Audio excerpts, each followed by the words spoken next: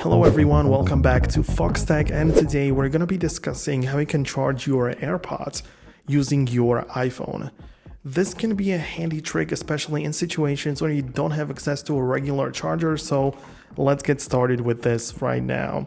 Firstly, let's address a common question. Can you use reverse wireless charging to charge your AirPods by placing them on the back of your phone? Unfortunately, the answer is no. Currently, iPhones do not support reverse wireless charging, although there are some rumors going around that Apple might introduce it or that they are still working on it, but nothing has been announced yet. However, there's a way to charge your AirPods using your iPhone, and that involves using a cable.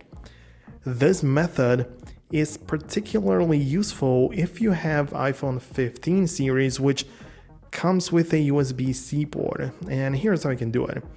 Of course, at first you'll need a cable that has a USB-C connector on one side and a Lightning connector on the other.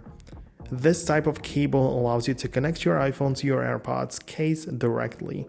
Once you have the appropriate cable, connect your USB-C to your phone and the Lightning to your AirPods case, and your iPhone will start charging your AirPods immediately.